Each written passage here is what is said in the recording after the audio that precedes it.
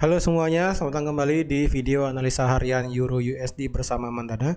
Ini adalah analisa harian Euro USD pada hari ini tanggal 23 Maret 2023 hari Kamis. Seperti biasa, jika teman-teman suka dengan videonya, teman-teman jangan lupa like dulu videonya, subscribe bagi belum subscribe, hidupkan lonceng dan di-share yang sekiranya memerlukan analisa harian di Euro USD pada hari ini. Seperti biasa, kita disclaimer dulu sebelum mulai ke dalam videonya. Semua analisa yang diberikan oleh Mandana di sini adalah bersifat edukasi. Jadi di sini kami tidak memaksakan untuk teman-teman untuk ikut ke dalam apa yang ada di dalam videonya, karena itu menjadi tanggung jawab teman-teman sendiri untuk open posisi buy dan sell. Di sini kami hanya ingin memberikan edukasi yang dimana kita tujuannya adalah untuk belajar bersama bagaimana menganalisa suatu market dan bagaimana memprediksi kemana arah kedepannya pergerakan Euro USD pada hari ini. Oke, langsung aja kita lihat analisa kita terakhir di hari Senin ya. Jadi di hari Senin itu sudah saya bilang bahwa pergerakan Euro USD itu tidak serta-merta seperti ini ya. Ya, kemarin seperti yang sudah saya bilang bahwa pergerakan Euro USD hari Senin ya mungkin akan seperti ada rising wedge lah di sini ya, mungkin lah. Rising wedge di break, retest, kemudian turun. Oke, jadi ada yang nge-sell kemarin di hari Senin Euro USD sudah mendapatkan profit ya, nge-sell.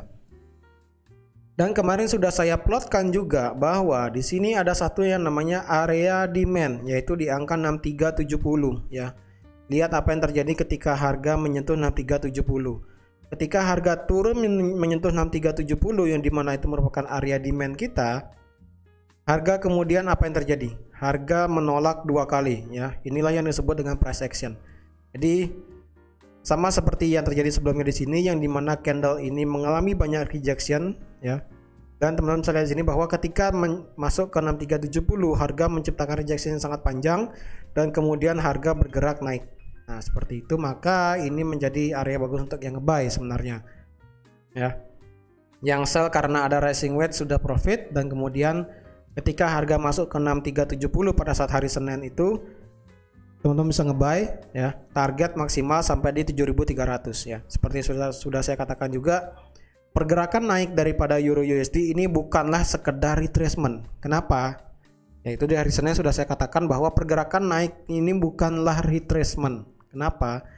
Ini pergerakannya dia membuat yang namanya rally, base, rally, base, rally, base, rally, base, rally. Ketika ada pergerakan seperti ini, yang dimana ini merupakan bukanlah retracement, yang dimana ini merupakan pergerakan untuk membuat harga kembali normal ya.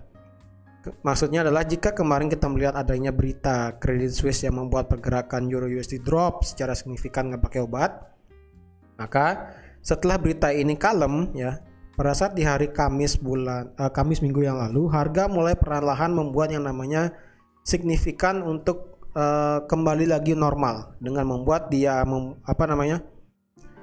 membuat rally base rally seperti yang sudah saya gambar di sini, yaitu contohnya dia membuat rally ya, kemudian dia buat base, kemudian dia buat rally lagi ya, dia buat base lagi. Ini kan hampat ya, nggak begitu kelihatan. Kalau kita ubah ke H1 mungkin lebih kelihatan ya. Ya, di H1 mungkin teman-teman bisa lihat ya. Dia membuat rally ya. Dia rally dari bawah sini sampai sini, kemudian dia buat base, kemudian dia buat rally lagi, kemudian dia retrace, dia buat rally lagi, kemudian dia buat base, kemudian dia buat rally lagi, kemudian dia buat base lagi, dia buat rally lagi, dia buat base lagi, kemudian dia buat rally lagi sekali ya. Kemudian dia buat rally lagi sekali. Nah, jadi bisa dibilang bahwa pergerakan Euro USD selama dari hari Senin itu seperti sudah saya katakan juga berulang kali, ini bukanlah retracement. Teman-teman bisa menggambar yang namanya trend line juga di sini.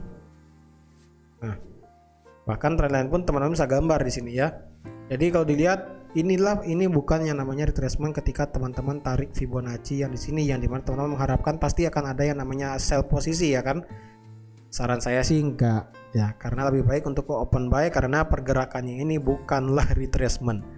Dan targetnya pun ya teman-teman bisa lihat pergerakan extension daripada Euro USD itu sudah kena sampai di 1618 ya. 1618 itu sudah selesai. Ya, jadi otomatis ini area-areanya akan saya hapus karena sudah terlalu tinggi ya. Jadi ini akan saya buat analisanya ulang ya, karena ini sudah selesai ya. Banyak area-area yang sudah selesai juga. Dan seperti yang sudah saya katakan juga, 7800 akan dengan mudah di break karena ini sudah pernah di break sebelumnya ya. Jadi ini akan saya delete juga. 8500 ini akan saya delete ya. Dan teman-teman bisa lihat bahwa sekarang berada di area 1618 dan pas kebetulan kita ada yang namanya area supply di 9150 ya. Lagi dikit sih sebenarnya mepet dengan area 1618, but it's okay ya. Yang penting harga ini sudah masuk ke area ini. Apa yang terjadi ketika harga masuk di reject ke bawah? Dan sekarang bagaimana ya? Pasca FOMC kita melihat kenaikan euro yang sangat signifikan. Karena kenapa pergerakan euro ini sangat signifikan naik? Karena sekali lagi Christine Lagarde dengan pastinya mengkonfirm bahwa apa yang dilakukan oleh ECB itu akan sangat luar biasa jika terjadi yang namanya seperti SVB kemarin ya. Apa yang dilakukan oleh ECB jika terjadi pada saat bank Silicon Valley-nya itu, maka kemungkinan akan bergerak sangat signifikan. Intinya adalah ECB itu sangat berpegang teguh terhadap yang namanya sistem bank yang ada di Eropa. Dia tidak akan khawatir ya. Oleh karena itu, walaupun berita Credit Suisse ini membuat penurunan sangat signifikan, tetapi apa yang terjadi? Satu minggu setelahnya ya, tepat sekarang hari Kamis, pergerakannya teman-teman bisa lihat dari yang sebelumnya gara-gara Credit Suisse dia membuat penurunan sebanyak 2,08%, tetapi apa yang terjadi setelah satu minggunya ya, setelah satu minggu apa yang terjadi? Kenaikan menjadi 3,78%. Well, itulah yang terjadi di euro. Jadi bisa dibilang mata uang euro sekarang itu sangat strong. So, bagaimana pada hari ini? Apakah kita akan open posisi buy dan sell?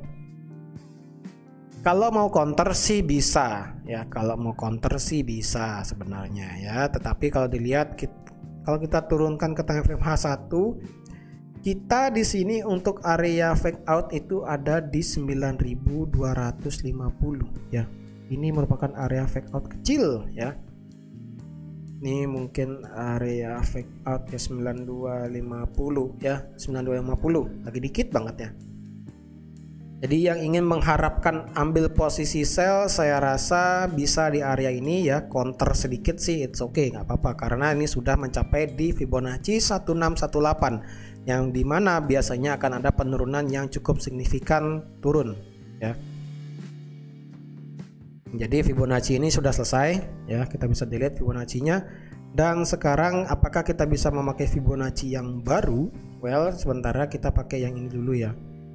Kita pakai yang ini dulu, bahwa sekarang pas juga harga sedang kena di Fibonacci 76,8 ya. Dari tertinggi sampai terendah di sini sampai di 76,8. Dan kalau kita ukur sekarang ya, dari bawah sampai atas sampai sini, retracement-nya kalau dilihat ya, apakah kita bisa ambil buy jika nanti dia bergerak turun? Bisa. Mungkin pada saat dia bergerak turun menyentuh trend line ya. Kalau kita pakai time frame H4 mungkin nggak akan kelihatan karena trend line-nya sedikit curam soalnya ya, 45 derajat kayaknya itu. Jadi kalau di H4 sih kita nggak ada area supply ya, area demand maaf. Ada area demand tapi kemungkinan dia akan nge-break trend line ya. Jadi kalau dilihat kemungkinan kalau kita nge-buy bisa cukup ke H1. Tapi kalau saran saya sih mungkin saat ini kita bisa nge-sell sedikit ya. Nge-sell sedikit tapi kita tunggu harga itu balik ke sini sedikit ya. Balik ke sini aja. Ya, balik ke sini ke 9.000 ya, at least balik ke 1.09.000 atau enggak 1.09.200. Jika sampai sini kemudian ada reject ke bawah, nah teman-teman bisa nge-sell di sini. Kalau saya pribadi sih akan nge-sell di sini. Stop stop lossnya cukup pendek aja ya, pendek aja, nggak usah tinggi-tinggi, mungkin cuma 20 pip, 15 pip it's okay ya, atau mungkin 30 pip ya. 30 pip stop loss di sini. Jika harga itu bisa bergerak naik, target teman-teman itu bisa sampai di 8.200 ya, lumayan lah. Stop loss 30 pip, target bisa sampai 100 pip ke bawah. Karena di sini kita mengharapkan yang namanya retracement ya. Karena kalau dilihat kita belum ada yang namanya retracement yang bagus di Euro USD. Dia itu adanya adalah rally base rally ya. Teman-teman saya lihat di sini adalah memang di sini dia mengalami retracement ya. Jadi kalau dilihat di sini dia membuat rally base rally. Nah, ya. Dari angka 6.500 harga itu tidak membuat yang namanya koreksi, yang ada dia membuat base dan base lagi sebelum akhirnya dia membuat rally. Jadi di sini saya sih tidak bisa memprediksi ini benar akan turunnya, tapi jika memang ini bisa bergerak turun akibat adanya supply area di sini, well kita bisa mengambil kesempatan tersebut untuk ambil posisi sell di sini dengan target sampai di 8.200. TP-nya bisa di 8.200 ya. 8.200 di sini. Karena kalau kita lihat kita ada struktur demand sebenarnya. Struktur demand-nya ini ada di harga 8.000 ya.